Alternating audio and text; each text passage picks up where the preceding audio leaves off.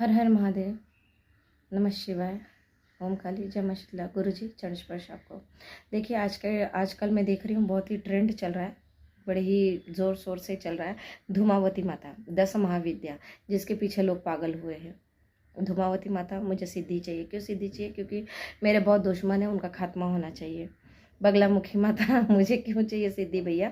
क्योंकि मेरे पीछे बहुत दुश्मन है, उनका खात्मा करना है, इसलिए मुझे इनकी सिद्धि चाहिए। मुझे इनका साधना करना है, पूजा पाठ करना है। 10 महाविद्या के पीछे लोग बहुत पागल हुए इस समय, बहुत तेज़ी से ट्रेंड चल रहा है। तो हम आपको बता देते हैं एक चीज़ कि देखिए, कोई भी शक्ति हो, कोई भी पूजा हो, कोई भी साधना हो, कोई भी पाठ हो, कोई भी गुरु हो, कोई भी तांत्रिक हो, कुछ भी हो, कोई किसी का बुरा करने के लिए आपको नहीं बताता है। और अगर बुरा करने के लिए बताता भी है तो ये समझ जाइए कि वो एक पहली सीढ़ी तो तामसिक ही होती है। बिना तामसिक के ये बड़ी बड़ी क्रियाएं होंगी ही नहीं। तो आप लोग दूसरे का नहीं बिगाड़ते हैं, आप लोग अपने ही कर्म खराब कर लोगे। 10 महाविद्या के पीछे मत दौड़ो।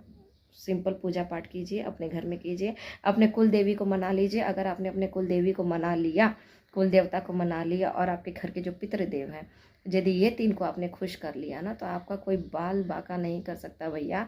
एक रोंवा भी आपका कोई उखाड़ नहीं सकता। ठीक है? तो तंत्र विद्या तो ये सब तो इनका खात्मा तो निपटारा खुद माता आपकी कुलदेवी ही कर देंगी। घर के बाहर ही निपटारा कर देती है माता, तो घर के दहलीज के अंदर एंट्री भी नहीं होने देती हैं।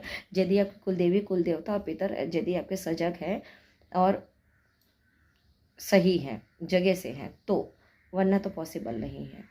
तो अपने कुलदेवी, अपने कुलदेवता, अपने पितृ देवता को ही खुश कीजिए। उनको भोग प्रसाद दीजिए, उनकी साधनाएँ कीजिए, उन्हीं के क्षेत्र में आगे बढ़िए आप, ना कि 10 महाविद्याओं के चक्कर में आप पड़िए।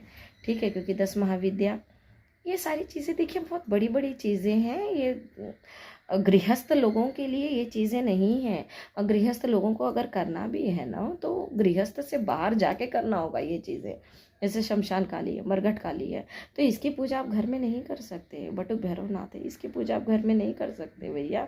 शव साधना होती है, शमशान साधना होती है, ये सब आप घर में नहीं कर सकते हो। आपको घर परिवार से बाहर जाके करना होगा। समझ रहे हैं? एक तरह से ये समझ जाइए कि बिच्छू का मंत्र जिसे आता हो वही सांप के बिल में हाथ डाले। जिसे बिच्छी का मंत्र भी नहीं आता हो और वो सांप के बिल में हाथ डाले, तो बताइए वो जीवित लौटेगा क्या? तो 10 महाविद्या के चक्कर में मत पड़िए, सिद्धियों के चक्कर में मत पड़िए। सिद्धियां हमेशा उलझाती हैं।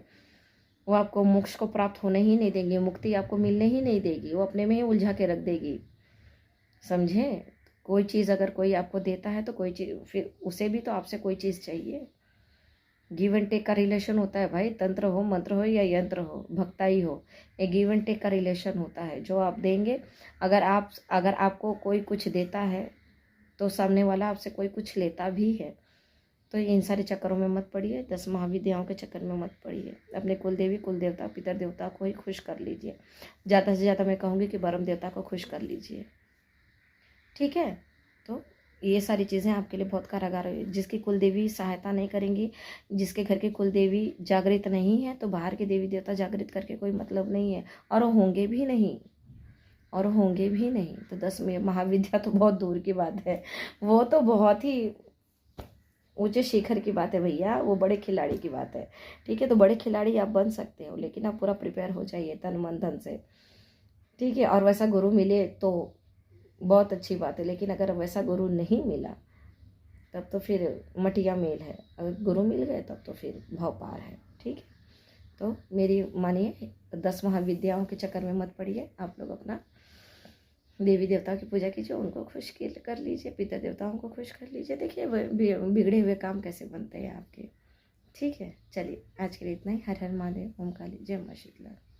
गुरु जी चरण स्पर्श आपको।